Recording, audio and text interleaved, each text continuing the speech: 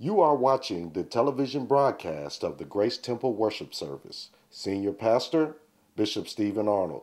Grace Temple, reaching and restoring by grace.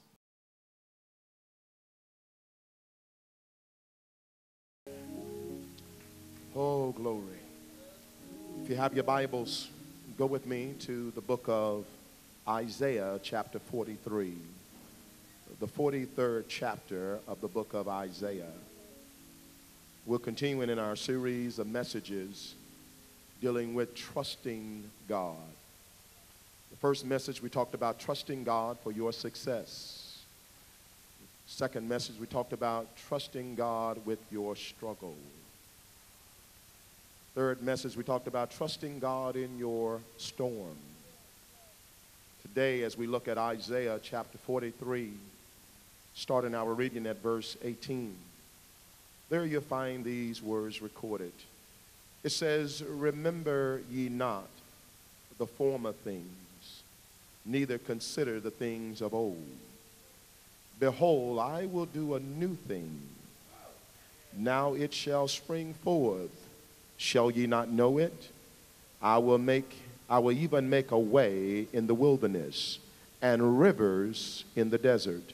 The beasts of the field shall honor me, the dragons and the owls. Behold, because I give water in the wilderness and rivers in the desert, to give drink to my people, my chosen. This people have I formed for myself. They shall show forth my praise." I want to talk about trusting God for your new season. Trusting God for your new season.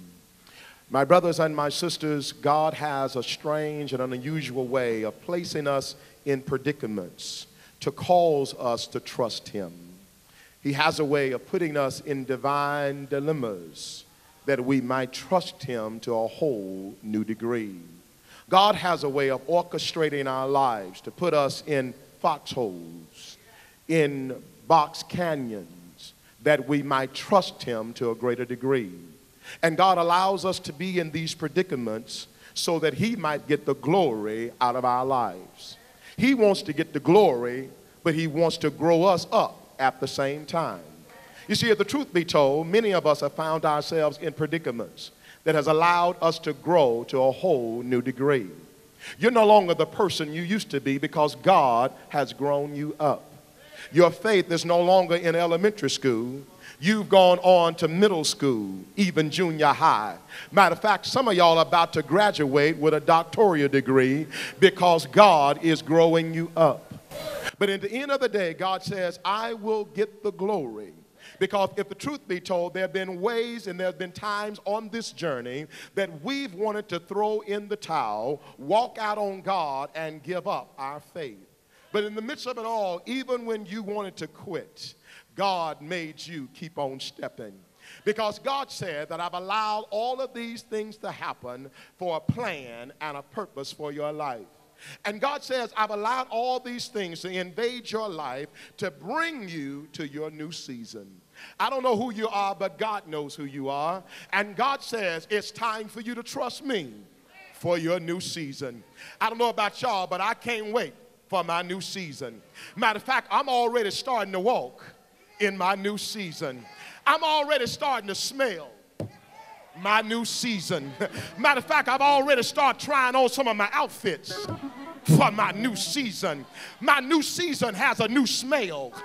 It's a new aroma in the place because I'm walking in my new season. Is there anybody in the house ready for your new season? God says you've got to trust me for your new season. When I look at this text, we find the children of Israel once again in a bad situation. They find themselves in bondage once again. And anytime you're in bondage, only thing that it really means is it's dark. Somebody say it's dark. Oh my God, and every now and then, God allows us to go through some dark valleys, some dark and weary days, some dark and lonely nights. The children of Israel found themselves in a dark situation. But Dr. Jamal Bryan Harrison told us a few weeks ago, God moves in dark situations. Oh, my God. Matter of fact, God never creates stuff in the light. He always does it in the dark. I'm so glad that God works the night shift. Y'all missed that. Y'all will catch that on the way home. Yeah, while you're resting, God is moving. While you're sleeping, God is doing some stuff. Matter of fact, you went to bed last night, but when you got up this morning, some stuff had already moved from one location to another location. God says, not only will I move in the dark, but I'll speak in the dark. Lord, have mercy. It was a dark situation, but God was yet moving. I don't care how dark it gets, God will still move in your life.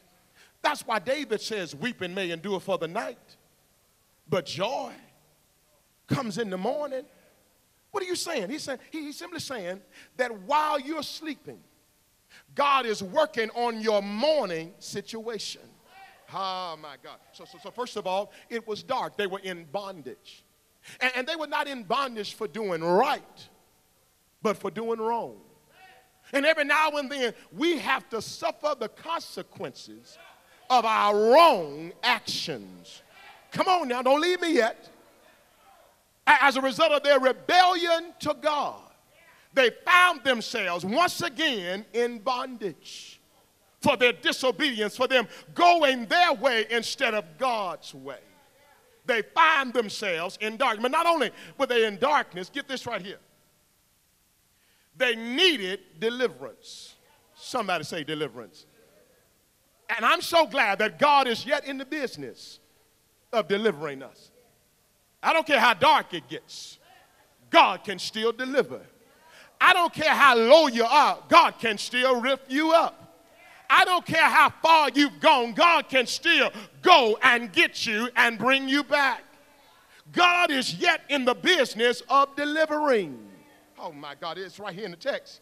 God says that I'm going to bring you back. I'm going to gather you back together and deliver. God says it's dark, but I'm going to deliver. God says it's dark, but I'm going to deliver you because guess what? You still have destiny. Oh, my God. You got to always see through the smoke screen. When you're at your lowest is when the devil wants to take you out. When you've messed up in front of God and everybody, that's when the devil wants to take you out. He likes to kick you when you're down. He likes to dog you out when you're low. He likes to hit you below the belt. But the good news is, the children of Israel still had destiny. What do you mean by that? Regardless of their darkness and in need of deliverance, God says, when I bring you out, I still have a plan and a purpose for your life. And so when I look at this text, not only do I see that they were in a dark situation, not only see they were in need of deliverance, not only did I see that they still have destiny, I see all through this chapter the redemption of God. Everybody say redemption. God is yet in the redeeming business. I don't care what you're going through, God is able to redeem. Now, we're a few Sundays away from resurrection morning. That was the ultimate redemption. On a hill called Calvary, Christ redeemed us back to God. It wasn't his fault, but our fault. But yet he stood in the gap for you and for me. God redeemed us. And this is what happened in the text. And I stopped by on my way to heaven to let everybody know. God said,